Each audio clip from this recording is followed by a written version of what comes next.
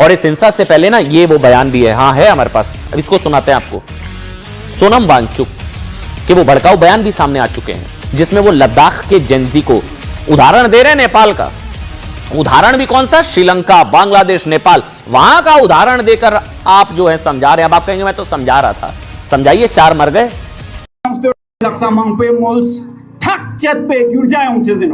नेपाललाई उस्तेडो, बांग्लादेशलाई उस्तेडो, श्रीलंका उस्तेडो, मिवन से गिरजा क्यों नोक्तेने, चिक चिक शीना तेने क्यों नोक समरगयाले, न्यर देवाते ओचवात आ उनचोक्सला ते हिलिंग्स नाम दानांग द्वानांग ते चोक्समानपा लद्दाख से ना मा शिवे गिरजा यों शिवे फोग्युर पीसफुल रेवोल्यूशन।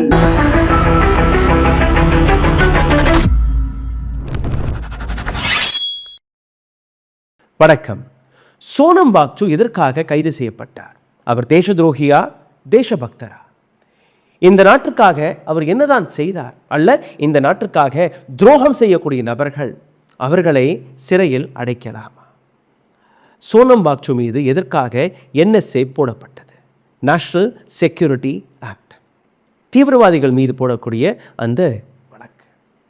யார் இந்த நாட்டை உண்மையிலேயே சுரண்டுகிறார்களோ, யார் இந்த நாட்டை உண்மையிலேயே உடைக்கக்கூடிய வேலையை பார்க்கிறார்களோ அந்த நபர்களுக்கு பெரிய பெரிய பதவிகள், அமைச்சர் பதவி வரை கிடைக்கிறது.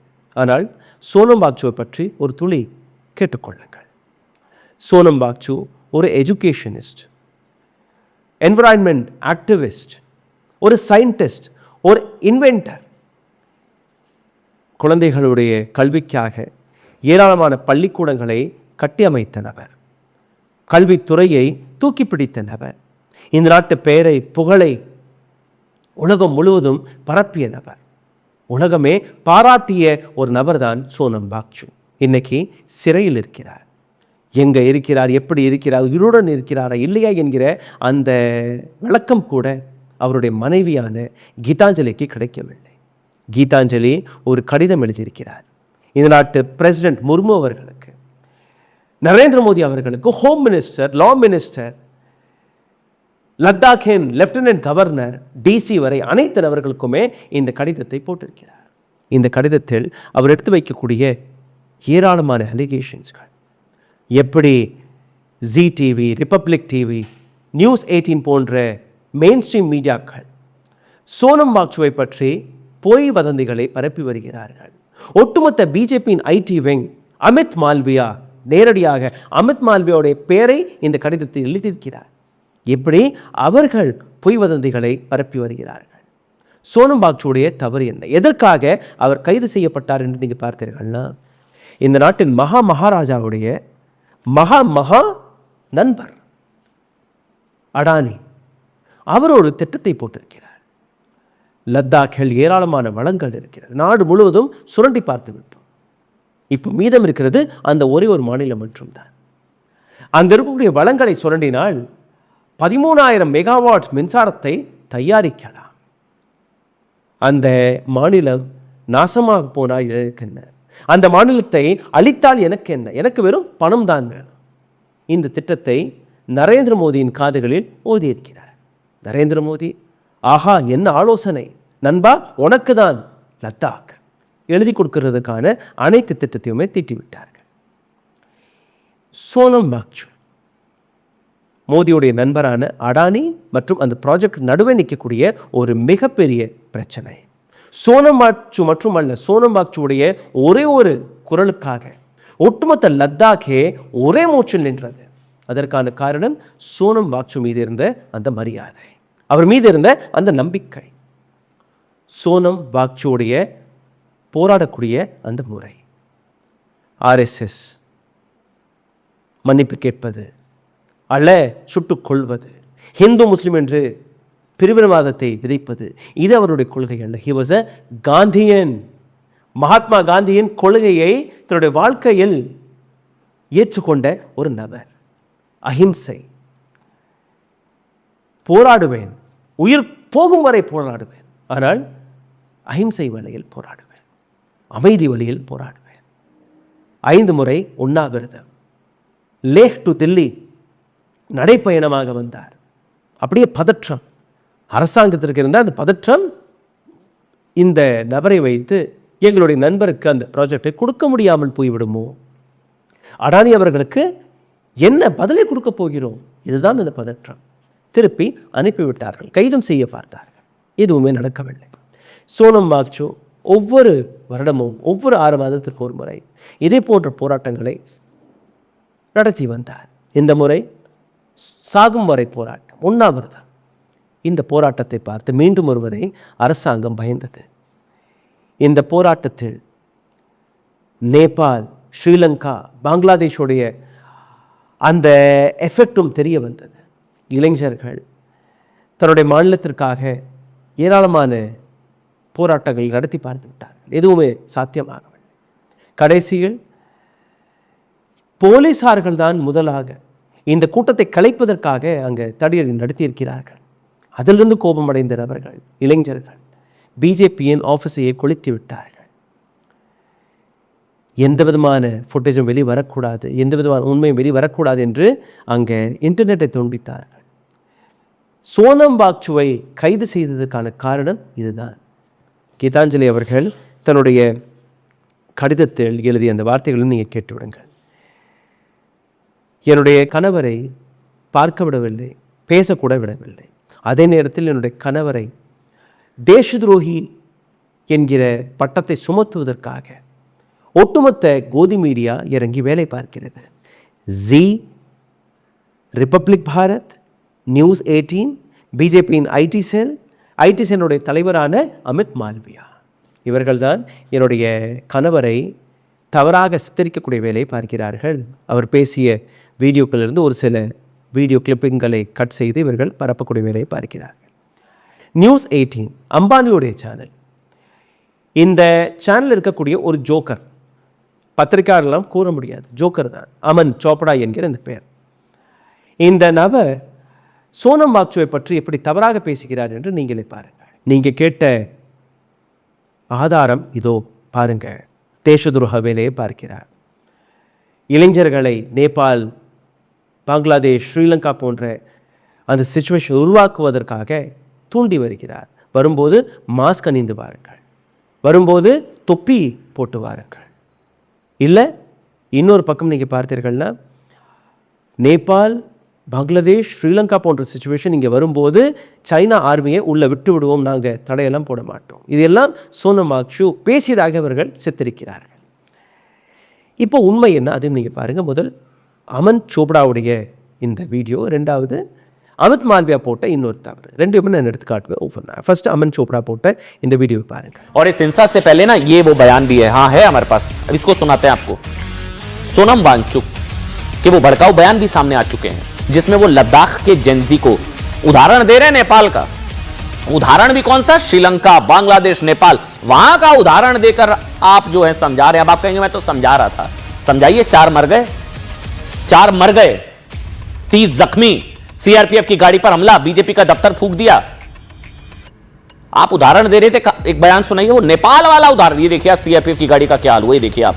कौन लोग हैं ये नेपाल वाला प्रयोग करने की कोशिश कर रहे थे, सीआरपीएफ की गाड़ी फूंक दी, 4 लोगों को मार दिया, बीजेपी के दफ्तर फूंक दिया, 30 लोग जख्मी, पुलिस वालों सब उन लोगों को दौड़ा दौड़ा कर मारा गया। अब सुनिए वो बयान, वो नेपाल वाला बयान सुनाइए।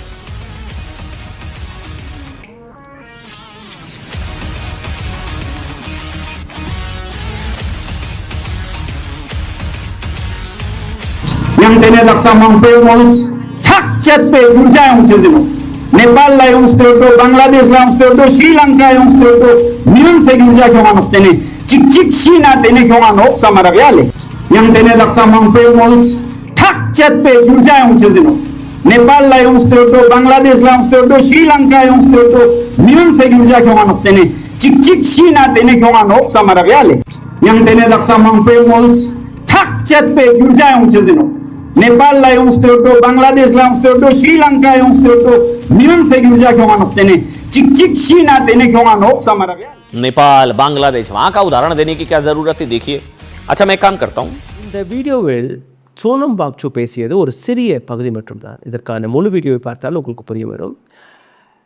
சோனம் வாங்சூக் அவங்களுடைய இளைஞர்களிடம் பேசும்போது இந்த மாதிரி லத்தாக்கிலேயே ஒரு ஸ்டாண்டப் காமெடின்னு இருந்தார். அந்த காமெடியாக பேசும்போது நேபாள், ஸ்ரீலங்கா, பங்களாதேஷில் நடந்ததோ அதே போன்ற சுச்சுவேஷன் இங்கே நடக்கும்போது, because we set in a border area, அப்படியே சைனாக்காரன் உள்ளே போகுதுன்னா நாங்கள் விட்டுருவோம், உள்ளே போங்க. பட் இது தவறு. சோனம் வாங்சுடைய இந்த வார்த்தையை கட் பண்ணி விட்டார்கள். இது தவறு.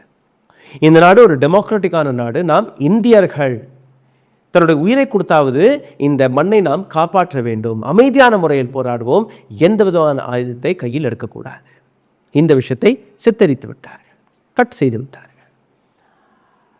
இப்போ பாருங்க, அமன் சோப்டா இல்லை இந்த நியூஸை தவறாக காட்டிய நியூஸ் 18 மீது வழக்கு பாயுமா?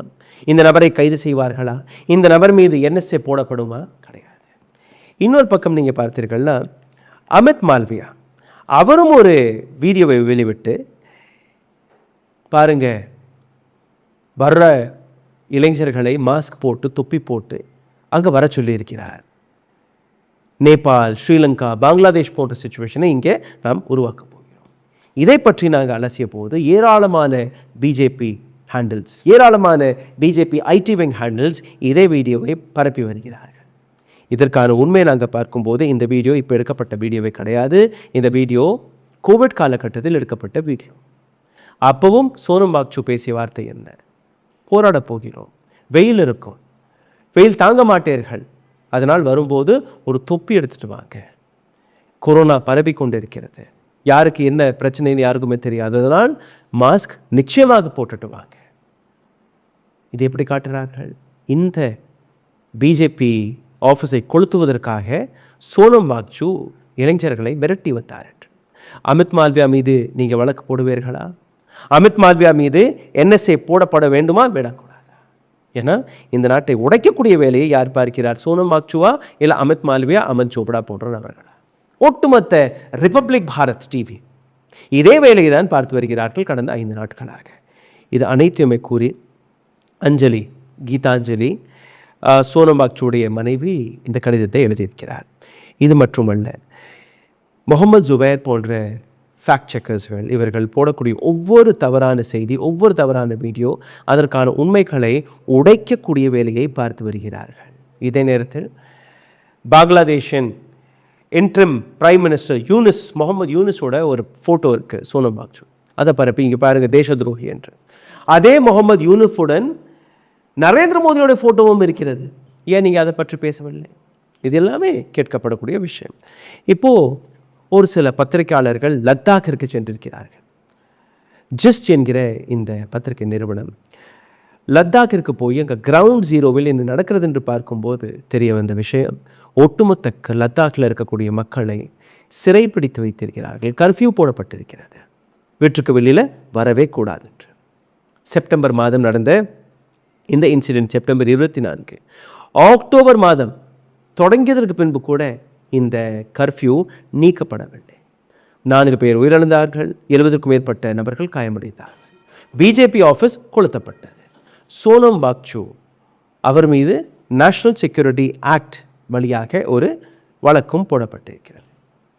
லத்தாக்குடைய நிலை என்ன?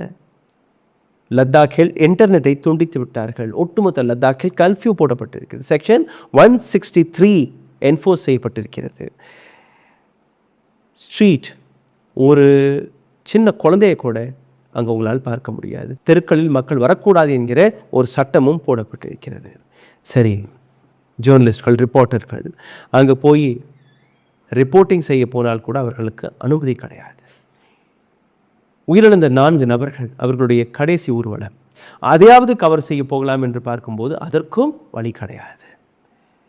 சரி, நாங்கள் கேமராலாம் எடுத்துகிட்டு போகல, நாங்கள் மக்களை மட்டும் போய் சந்திச்சுட்டு வந்துடுறோம் அப்படின்னு சொன்னால் கூட நாங்கள் போக விட மாட்டோம். சரி, எதற்கு? அதற்கான காரணம் என்னவென்று கேட்கும்போது, டெபுட்டி கமிஷனர் டிசியிடம் போய் கேளுங்க, அவர்கிட்ட பெர்மிஷன் வாங்கிட்டீங்கன்னா நாங்கள் விட்டுருவோம். டிசிகிட்ட போய் கேட்கும்போது இல்லை நாங்கள் அந்த மாதிரியெல்லாம் எதுவும் சொல்லலை. மறுபடியும் அங்கே போய் பார்க்கும்போது அனுமதி கிடையாது. எத்தனையோ போராட்டங்களை பார்த்திருக்கணும். ஆனால் இந்த முறை ஒரு ஒட்டுமொத்த ஸ்டேட்டையே சிறைப்பிடித்து வைப்பது இது முதல் முறையாகும். இந்த அளவில் பிஜேபியோடைய பதற்றம், பிஜேபியோடைய பயம் என்ன? எதற்காக சோனம் வாக்சுவை ஆன்டி நேஷனல் சைனீஸ் ஏஜென்ட் என்று எடுத்து காட்டுகிறார்கள். ஒட்டுமொத்த லத்தாக் இன்னைக்கு கொந்தளித்துக் கொண்டிருக்கிறது. லத்தாக்கில் இருக்கக்கூடிய இளைஞர்கள் கொந்தளித்துக் கொண்டிருக்கிறார்கள். காரணம், அவர்களுடைய லீடர், அவர்களுடைய ஐடென்டிட்டியை நீங்கள் கொச்சையாக எடுத்து காட்டி வருகிறீர்கள். கார்கில் போரும்போது இந்த நாட்டிற்காக உயிரை கொடுத்த நபர்கள் யார் என்றால் இதே லத்தாக்கியர்கள். ஒவ்வொரு நிலையிலும் ஆர்டிகல் 370 நீக்கப்படும் போது கொண்டாடிய நபர்கள் இதே லத்தாக்கியர்கள். ஒரு தனிப்பட்ட நபருக்காக ஒட்டுமொத்த லத்தாக்கியை விற்கக்கூடிய வேலை நீங்க பார்க்கிறீர்கள். தேச துரோகி நீங்களா இவர்களா? அடானிக்கு ஒரு பவர் ப்ராஜெக்டிற்காக இன்னைக்கு ஒட்டுமொத்த லத்தாக்கையே சிறைப்பிடித்து வைத்திருக்கிறீர்கள். அடானி மீது தேச துரோக வழக்கு போடலாமா? NSC வழக்கு போடலாமா? போடக்கூடாது. ஒட்டுமொத்த பிஜேபி, ஒட்டுமொத்த பொய் வதந்திகளை பரப்பக்கூடிய நபர்கள், இவர்கள் மீது தேச துரோக வழக்கு போடணுமா, இல்லை சோனம் வாக்சு மீது இந்த வழக்கு போடப்பட வேண்டுமா என்று நீங்களே சிந்தித்து பாருங்கள். இந்த வீடியோ உங்களுக்கு பிடித்திருந்தால் தயவு செய்து இதை பகிருங்கள். உங்களுடைய கருத்துக்களை கீழே கமெண்ட் பாக்ஸில் எழுதி விடுங்கள். சோனம் வாக்சுவை பற்றின உங்களுடைய கருத்து மிக முக்கியமாக கீழே எழுதுங்கள். இதை தாண்டி எங்களை சப்போர்ட் செய்ய நினைக்கக்கூடிய நபர்கள் கீழே இருக்கக்கூடிய UPI ID வழியாக உங்களுடைய ஆதரவுகளை தெரிவிக்கலாம். நன்றி, வணக்கம். ஊடகம் கார்ப்பரேட் அரசியல்வாதிகளின் கைப்பாவையாக அடிமைகளாக இருந்தது போதும். இனி சாட்டை எடுத்து சுழற்றும் நேரம் வந்துவிட்டது. ஊடகம் பொதுமக்களாகிய உங்களுக்காக, உங்களாலேயே இயக்கப்பட வேண்டும். ஊடக சுதந்திரத்திற்காக உங்களின் பங்களிப்பை இன்றே அளித்திடுங்கள்.